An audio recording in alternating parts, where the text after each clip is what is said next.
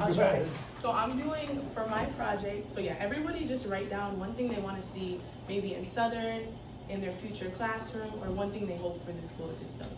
So my project is based on prayer in school, and the power of prayer in school, and how that relates to education. And most of the questions that you sent email, I kind of answered through this. So I'm going to be doing a spoken word poem to this. So this is called The Power of Prayer. I think we can all agree that these schools need some prayer. And not just a couple words of affirmation, but I'm talking about the real life power of the living God. The power that comes and transforms the minds and the hearts. How can we change the minds of these children when I'm trying to change the mind of mine? And yet they still wait. Abuse, addiction, jail time, single parenting, and it's not an excuse. And these kids are crying out, wondering if someone will take the time to look and see past their disguise. Empty eyes, broken smiles, and yet we sit and we wonder and we wait.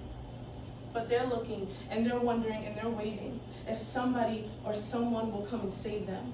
And you might wonder and you might ask, why do I have such a deep conviction? Why do I feel so strongly about the power of prayer, the power of God?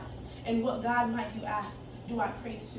What God, might you ask, has the power to come and change a situation, to heal a broken heart, to bind up the brokenhearted, to proclaim that there's liberty and there's freedom to those that are bound, not only physically, but spiritually, mentally, and emotionally. And that's under the name of one name. His name is Jesus. And it might make you cringe and it might make you squirm in your seat, but I have to tell you something about a God who even saved me.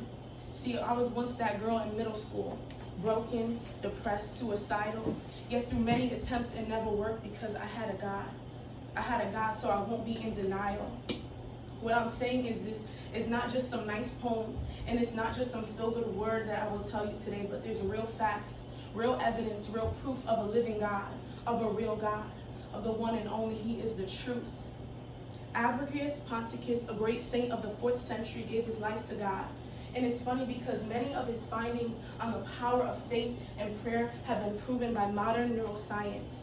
Coincidence? And as I contemplate in the total silence, I think not. You see, the studies published in Dr. Andrew Newberg's book keep in mind that this man doesn't believe in God. He wrote a book about how God changes our brain. Specifically, these beliefs specifically align to the beliefs of Ponticus, given to him in his revelation and experience. Newberg found that engaging in 12 minutes of personal reflection and prayer each day makes a profound impact on our brain. It strengthens a unique neural circuit that specifically enhances our social awareness and empathy and helps us love those around us. And isn't it crazy that the second commandment is to love our neighbor as we love ourselves? It develops a heightened sense of compassion, subduing negative emotions. But what is the most destructive feeling? Anger. And I've worked in Bridgeport Public School System for 3 years, and I've seen anger, and I've seen how it's consumed these children. I even had to break up fights on my own. So compassion is one thing I agree we need. Did you know that he also found that when we intently and consistently focus on our spiritual values, we increase the blood flow to our frontal lobes and to our interior cingulate, which causes the activity in the emotional centers of our brain to decrease. That helps us develop the capacity to make responses that maintain and even restore community. And just like you, these statistics are all new to me, but it's almost as if our Creator built us to pray. And isn't it crazy that even self-proclaimed atheists can even agree to the science that prayer and faith have a real impact? But there's more evidence. William James, a scholar and researcher known for his work in education and religion, particularly focuses on the relationship between faith-based practices and academic outcomes. The meta-analysis conducted by William James on the effects of student prayer highlights its potential academic and behavioral benefits. His research synthesized data from multiple studies to explore how prayer and educational settings influence outcomes.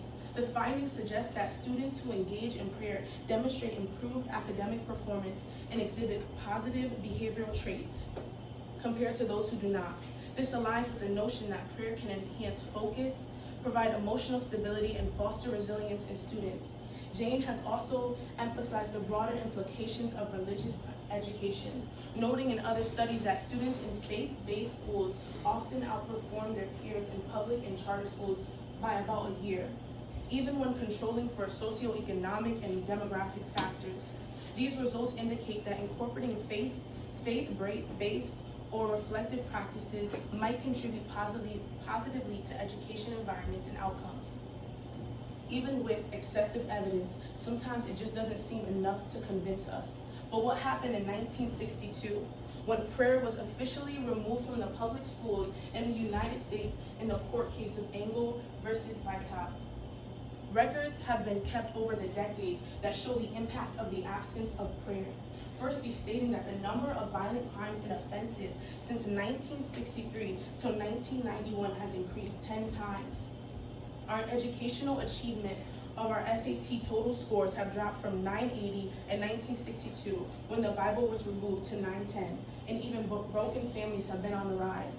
But even despite these correlations, I begin to read between the lines in my research. I begin to put things together and see the subtle demise of a nation. And how is it around the same time that prayer was abolished in the schools, the rise of school shootings became rampant? You see, in 1962, prayer was removed, but in the 1990s, there was a surge in high-profile mass school shootings. And when I did the math, that meant a whole generation had gone by without the acknowledgement of God in the school, without a moment of prayer or the reading of the words God breathed by our Creator. And just as that last generation had graduated, a new generation came, void of the sanctity and innocence. Columbine, Virginia Tech, Sandy Hook, and I'm sorry for the absence of a trigger warning, but I think we've all been desensitized at this point to the brutal murder of our children in the school system.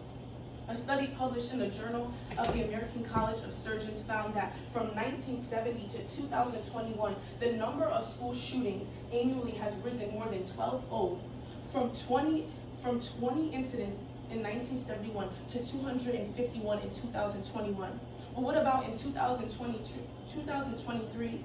There were 346 incidents of school shootings, according to one count, which averages to nearly one shooting per day. So what do? Do we get on our hands and knees and pray and hope and wait? Do we do something? Well, I say both, because faith without action is dead. Some say that they have faith, others say they actually are going to do something. But I say you can only show me your faith by you doing something. So yeah, I've anointed hallways and school classrooms before, and I've prayed. And I've got down and I said, Lord, if you don't come into this classroom, if you don't heal the hearts of these broken children, then God, I can't do it. But as I'm praying, I'm loving. And as I'm praying, I'm trying to understand. And as I'm praying, I'm trying to be the best teacher that I can be. Because I'm not only a teacher when I walk through those four walls. When I walk through those doors, I'm a mother. I'm a caregiver. I'm a therapist. I'm a nurse. I'm all of these different things. But I'm also a prayer warrior. Because I'll sit and I'll watch and I'll pray for these children. And I've seen healings.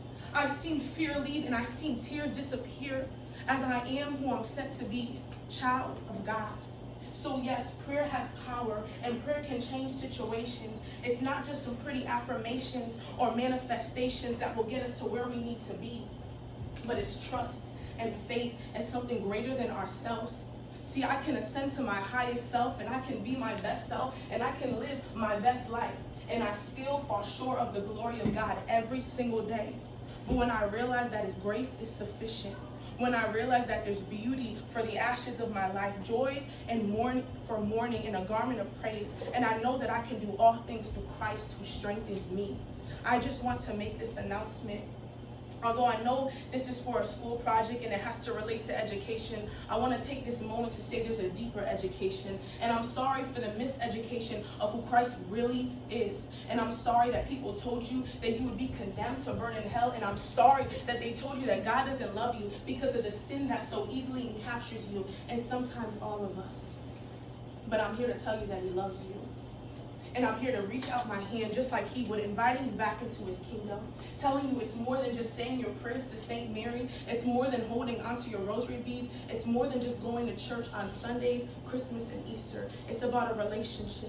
a relationship with God, that when you love him and he loves you, and you know him and he knows you, you can be able to ascend to your highest self. You're able to be your greatest self because you're able to allow him to live through you.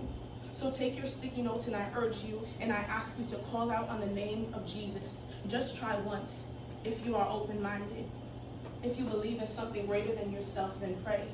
Pray for this school.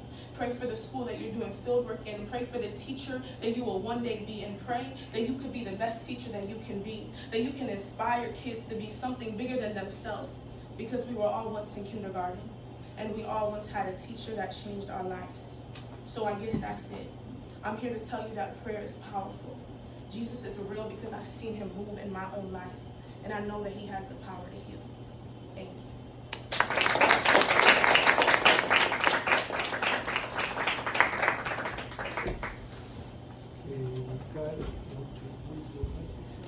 We're doing good. Are you next again? No, I brought my Your mouse. Okay, next. We gotta get at least 10 in today, and we've got the time. No, we've got the time. We can do, actually, we can do like 12.